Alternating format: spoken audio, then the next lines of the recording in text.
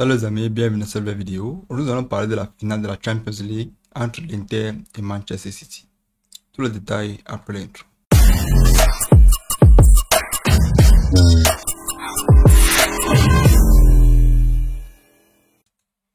Manchester City l'emporte aujourd'hui 1-0 face à l'Inter de Milan. Un score qui fait mal, un score que je ne souhaite à personne dans le monde du football.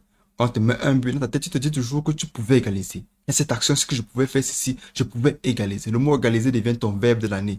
Je pouvais égaliser, on pouvait égaliser. Qu'est-ce qu'il fallait faire pour qu'on égalise? Tu vas conjuguer ce verbe en tous les temps de l'imparfait, le subjonctif, tout, toi seul.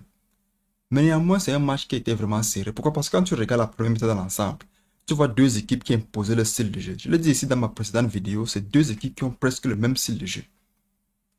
Pressing haut sur le ballon. Pressing haut sur le porteur de balle. C'est pour ça qu'à chaque fois, tu vois toujours le gardien des deux équipes essayer de dégager le ballon pour que ça arrive au milieu de terrain, pour que les milieux bagarrent. Maintenant, quand tu regardes le milieu de terrain, tu vois un John Stone, tu vois un Rodri, deux arbres, deux baobabs, comme j'aime souvent les appeler. Tu vois aussi le côté de l'Inter de Milan. Tu vois les Canelo, tu vois les Brozovic, tu vois les Akan. D'autres arbres. Donc c'était la bagarre des singes. Le ballon qui atterrit, on contrôle, on essaie de réorganiser le match. Ça s'est passé comme ça toute une mi-temps. Les contres, tu vois, Bernardo Silva prend le ballon, il ne peut pas avancer. Pourquoi? Il y a Federico Di Marco qui le bloque. Et Grealish prend le ballon, il ne peut pas avancer. Pourquoi? Parce qu'il y a Denzel Dumfries qui le bloque. Maintenant, Edwin Dzeko ou Lautaro Martinez sur le ballon, tu vois comment la défense est sur eux. Ce qui fait que les deux équipes ont développé leur style de jeu, se fatiguer à la première mi-temps. Déjà, les signes annonciateurs de la fatigue arrivaient vers la 40e minute quand tu vois que un Stone réussit à tourner avec le ballon sans toutefois avoir peur, essayer d'avancer en contrôlant le ballon. Ça veut dire que le pressing commençait déjà à diminuer. Et c'est ça que Guardiola fait. Il regarde. Qu'est-ce qu'il fait maintenant quand il entre en deuxième mi-temps? Il joue la tactique brésilienne. La tactique de on est fatigué. Il fait en sorte que les joueurs de l'Inter de Milan essaient d'avancer. Guardiola, tu es un génie. Tu es un génie. Pourquoi? Parce que quand je réexplique un peu pour que tout le monde comprenne. Quand à la 40e minute, tu vois comment Stone, c'était un point crucial et tout coach à ce moment-là peut voir ça. Quand tu vois Stone se tourner avec le ballon au milieu de terrain qui est à ce moment-là miné par trois milieux récupérateurs. Il réussit à tourner, avancer, 1, 2, 3, trouver une passe à l'intervalle. Ça veut dire que le pressing a diminué. Quand le pressing diminue, ça veut dire que les joueurs sont fatigués. Si les joueurs sont fatigués, ils vont vouloir faire la défensive. Maintenant, quand un joueur veut faire la défensive, c'est parce qu'il veut se reposer.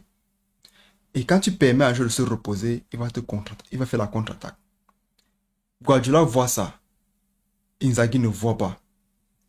Quand ils entrent en deuxième mi-temps, tu vois comme City laisse le ballon à l'Inter de Milan. Il laisse le ballon d'essayer d'avancer. On appelle ça la tactique du sommeil brésilien.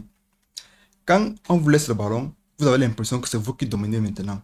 Tu vois maintenant comment les joueurs de l'Inter essaient de courir partout, monter au bas, pour augmenter leur fatigue. Ce qui se passe, c'est quoi? C'est que Dzeko se blesse. Dzeko se blesse, il sort. Ce qui se passe ensuite, c'est quoi? C'est que quand il sort, on met Romelu Lukaku. Romelu Lukaku vient alors montrer que c'est alors lui le plus fatigué au stade. Il vient, il commence à trottiner, pas le plus de pression, rien du tout. Donc l'Inter maintenant est acculé. Qu'est-ce que City fait? C'est le moment de contre-attaquer.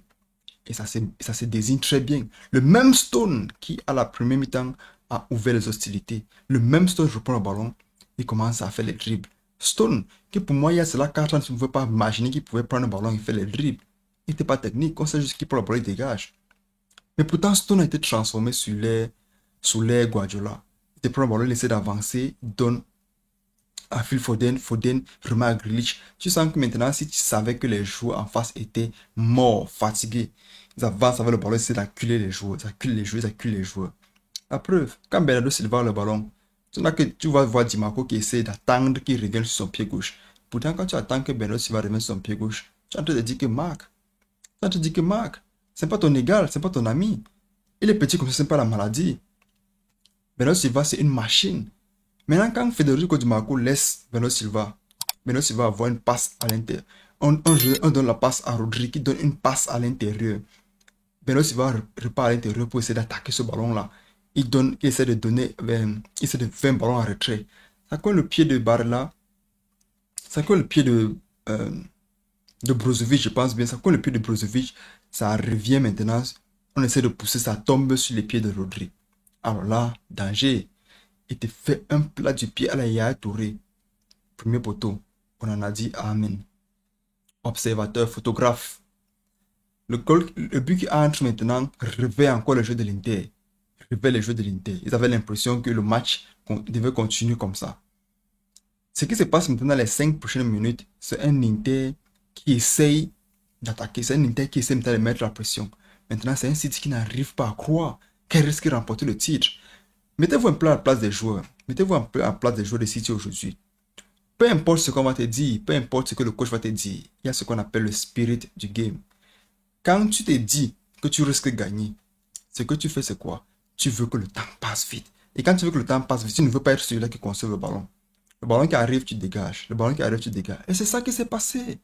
C'est ça qui s'est passé. C'est pour cela que si tu as une tactique de jeu et que tes joueurs sont les robots, ta tactique, si c'est la meilleure tactique, tu vas toujours gagner.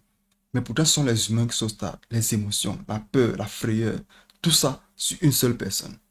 Ça fait en sorte que si tu es en train de reculer, reculer, reculer, reculer.